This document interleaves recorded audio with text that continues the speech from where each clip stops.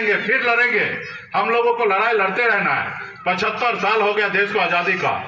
आपके पिताजी, हमारे पूर्वज हर 5 साल में 2 बार वोट गिराते हैं।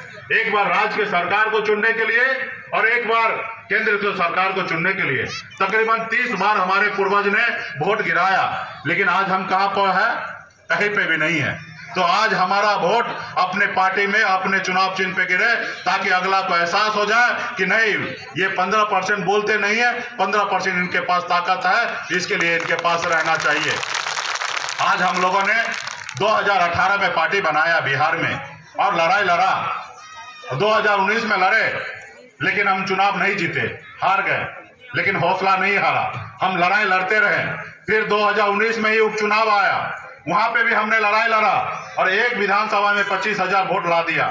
और हमने कह दिया कि हर एक विधानसभा में हमारे पास 15% वोट है, और हमारे वजह से भारतीय जनता पार्टी एनडीए का कैंडिडेट वहां पे चुनाव हारता है। 2019 में उनको एहसास हो जाता है कि अगर मुकेश सहनी पूरे प्रदेश में लड़ जाएगा तो पूरे प्रदेश में हम चुनाव हार जाएंगे और हम सत्ता से बाहर चले जाएंगे।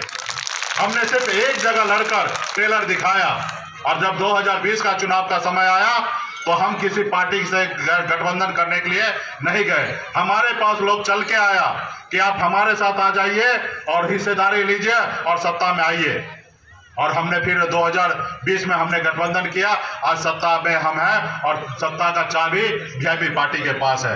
आज प्रदेश में हम जो चाह रहे हैं वो हो रहा है। आज निषाद समाज के हक अधिकार के लिए लड़ाई लड़ रहे हैं। एक एक डैम में 200 करोड़ रुपया का योजना चला रहे हैं। यार पूरे बिहार में मछली बाजार बना रहे हैं। आज वहां पे हम हर एक युवा के लिए बेहतर काम करने के लिए काम कर रहे हैं साथियों। तो ये क्यों हो रहा है? क्योंकि वहां का सरकार आप है। 2.25 लाख करोड़ का बजट बनता है, और 2.25 लाख करोड़ का बजट बनने के समय में वहां पे बजट के समय में हम बैठते हैं और हम कहते हैं कि इतना पैसा इस समाज के लिए और इसके लिए खर्चा करना है, और सरकार को मानना पड़ता है, मुख्यमंत्री जी को, और उसके लिए खर्चा हम लोग कराने के लिए तैयार हो जाते हैं। तो ये क्यों होता है? क्योंकि वो खजाना के पास आपका भाई और बेटा है। लेकिन उत्तर प्रदेश में क्या हो रहा है कि उत्तर प्रदेश में तालाब जो है वो गैर मछुआरा के हाथ बंदोबस्ती होता है। जो ऊंचा पैसा देगा उनको तालाब दिया जाएगा। लेकिन बिहार में हमारे पास 30,000 तालाब है। सिर्फ मछुआरा का बेटा ही मऊ तालाब का पट्टा ले सकता है, दूसरा कोई नहीं ले सकता है। और भी सरकारी रेट पर 1 हेक्टेयर का तालाब है, सिर्फ 500 रुपया सालाना पे ले सकता है सिर्फ मछुआरा का बेटा। ये क्यों हुआ?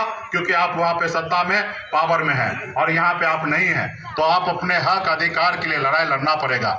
आज हम लोग बिहार में लड़ाई लड़के BC 1 में हैं, अति पिछड़ा समाज में आते हैं। हमको बिहार में 18% अलग से आरक्षण मिल रहा है, और अभी हम लोग लड़ाई लड़ रहे हैं जिनकी जितनी हिस्सेदारी उतनी उनको संख्या में है, उसको आरक्षण दी चाहिए। आज हम 33% बिहार में आरक्षण मांग रहे हैं, लेकिन आज आपके प्रदेश में नहीं मिल रहा है, क्योंकि हम लोगों ने लड़ाई लड़कर 18% आरक्षण ले लिया, लेकिन आप लोगों ने नहीं लड़ा। तो आज हमारी लड़ाई है कि जब बंगाल में, जब दिल्ली में आरक्षण है SC का, तो वो दर्जा हमें बिहार, उत्तर प्रदेश में भी, बिहार में भी, झारखंड में मिलना है, और इसके लिए आप सबको लड़ाई लड़ना है।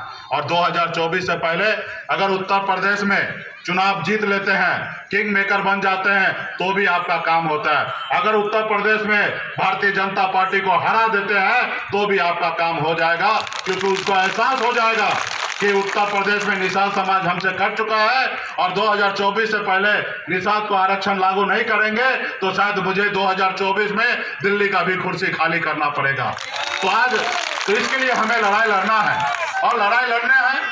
एक बार लड़ेंगे, गिरेंगे, फिर लड़ेंगे, फिर गिरेंगे, फिर लड़ेंगे, तभी तो वो समय आ जाएगा जब हम जीतेंगे। आप लड़ाई नहीं लड़िएगा तो फिर क्या, कैसे जीतिएगा?